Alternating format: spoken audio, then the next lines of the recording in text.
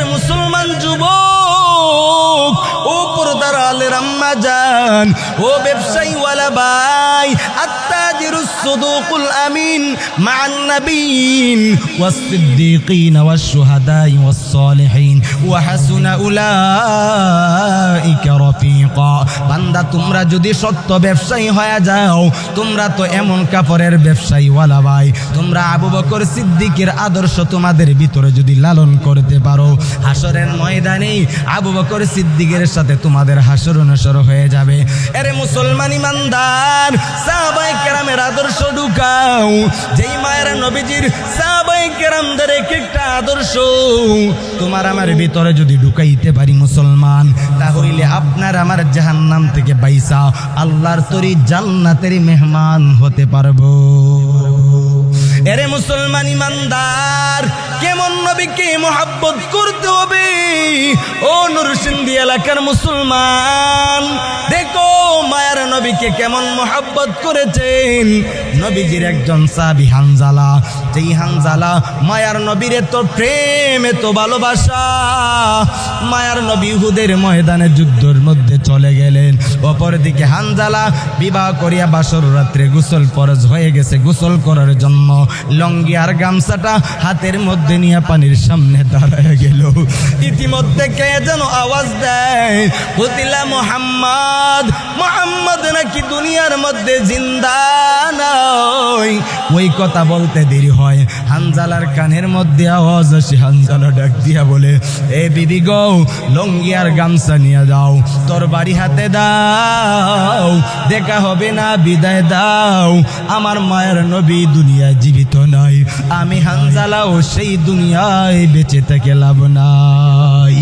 ওই হানজালা তোর বাড়ি নিয়ে দৌড়ায়, পিছন দিক থেকে ওনার স্ত্রী ডাক দিয়া বলে, ও স্বামী আমার, আপনাকে রাত্রে বেলায় আমি দেখতে পারি নাই, চেহারাটাও ভালো করে দেখতে পারি নাই রে, আপনার চেহারাটুকু একটা বার দেখায়া দেন। ওই হানজালা ডাক দিয়া বলে, ও প্রাণের স্ত্রী, চেহারা দেখা লাগবে না, আল্লাহ যদি কবুল করিয়া নেয়, আল্লাহ তাআলা হাসরের ময়দানে জান্নাতে দেখা করে দিবে। ইয়া ইলাহি তু মেরা মাবুদ হ্যায়, ইয়া ইলাহি তু মেরা মাশুক হ্যায়। এরে মুসলমান নবীর উম্মতের দল, মায়ার নবী বিশ্ব নবী, ওই নবীর মহব্বতে ওই হানজালা যুদ্ধের ময়দানে চলে গেলেন। যুদ্ধ করতে করতে এক পর্যায়ে হানজালা শহীদ হয়ে গেল। মায়ার নবীকে যুদ্ধের শেষ মুহূর্তে উঁচু জায়গার মধ্যে যখন বসানো হয়, মায়ার নবী ডাক দিয়া বলে, ও সাহাবায়ে কেরাম, দেখো আমি নবীর মহব্বতে আল্লাহর এই দিন কায়েমের বাস্তবায়নে কোন কোন সাহাবায়ে কেরামরা শহীদ হয়েছে, ওই সাহাবায়ে ওই শহীদগণের লাশটাকে বিনা গোসলে দাফনের ব্যবস্থা করো। ইতিমধ্যে পিছন দিক থেকে কে যেন আওয়াজ দেয়, ও পয়গম্বর, সমস্ত শাহাদাত বরণকৃত সাহাবায়ে কেরামদেরকে বিনা গোসলে দাফন করবেন, কিন্তু আপনার প্রিয় সাহাবী হানজালাকে বিনা গোসলে দাফন করবেন না। কেন? বলে, আপনার সাহাবীর বাসর রাত্রে গোসল ফরজ হয়ে গেছে, গোসল করে নাই, আপনার মহব্বতে এই শাহাদাত বরণ করেছে, যুদ্ধের ময়দানে শহীদ হয়ে গেছে। মায়ার নবী ডাক দিয়া বললেন, ও সাহাবায়ে কেরাম কই, তোমরা হানজালার লাশটাকে গোসলের জন্য ব্যবস্থা করো, পানি গরমের ব্যবস্থা করো। ইতিমধ্যে হঠাৎ করে ওই গাইবি থেকে আওয়াজ, আর কে যেন ডাক দিয়া বলে, ও পয়গম্বর, আপনার সাহাবী হানজালার লাশটা দুনিয়ার পানি দ্বারা গোসল হবে না। যেই ব্যক্তি নাকি ওই বিবির মায়া ত্যাগ করিয়া, নিজের জানের মায়া ত্যাগ করিয়া আনন্দের মুহূর্তটাকে শেষ করে দিয়া আপনার মহাব্বতে, আল্লাহর কোরআনের মহাব্বতে নিজের জীবনটা দিয়েছে, তার গোসলটা তো দুনিয়ার কোনো পানি দ্বারা হবে না, তার গোসলটা তো আল্লাহ তারা ফেরেশতার মাধ্যমে জান্নাতের পানি দিয়া গোসল করে দিয়েছে। কান্দিয়া বে কোলরে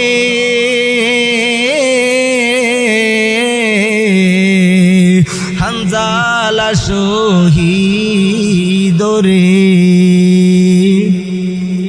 কলিজা ভেঙ্গেছে রে সেই জঙ্গে ওহুদে।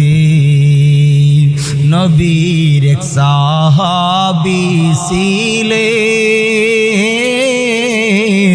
হানজালা নামেতে, তিনি শহীদ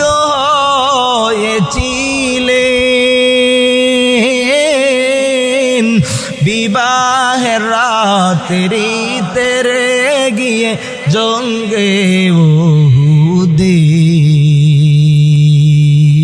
নবীর ডাকে আদার রাতে কহেন বিবির তরে,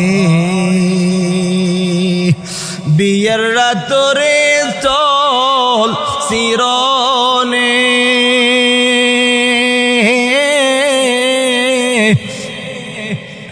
বিদায় দেওয়া মারে রে যাব জঙ্গে ওহুদে। নবীর ডাকে আদার রাতে কহেন বিবির তরে, বিয়ের রাতরে নব স্বামী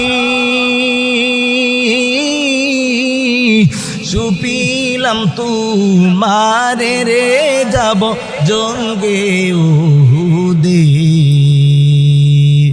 হাত তুলে স্ত্রী বলেন আল্লাহর দরবারে, বিয়ের রাতরে নব স্বামী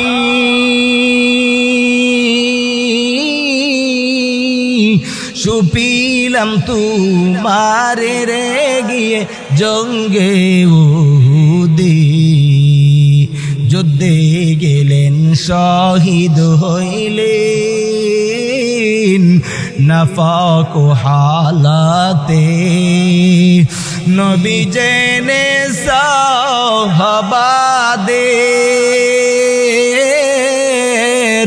বলেন গোসল দিতে রে সেই জঙ্গে ওহুদে।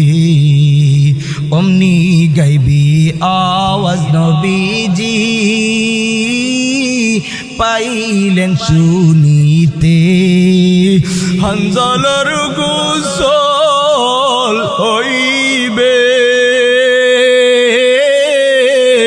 ফেরেশতাদের হাতে রে জান্নাতের পানিতে।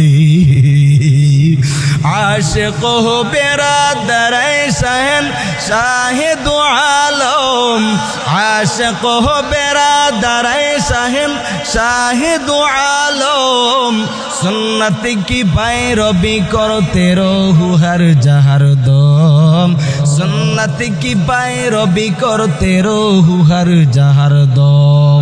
ए नरसिंदी एलाकार मुसलमान जुबक ওই নবীর আশিক হয়ে যাও, ওই নবীর আশিক হয়ে কবরের মধ্যে যাও। ওই হানজালার সেই কথা শোনার পর মায়ার নবী ডাক দিয়া বলে, এই দুনিয়ার সাহাবায়ে কেরামরা শুনো, ওই সাহাবী হানজালার লাশটা দুনিয়ার কোনো পানি দ্বারা গোসল হবে না।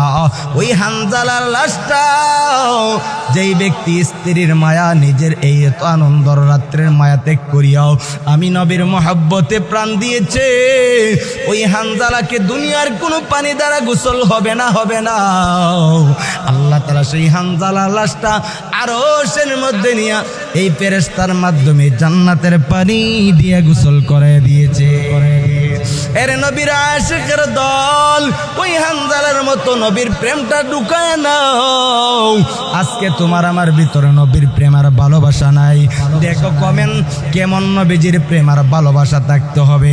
আজকে তো ওই দুনিয়ার মধ্যে মাকে এত ভালোবাসেন, বাবাকে এত ভালোবাসেন, এত প্রেমিকাকে এত ভালোবাসা বাসেন।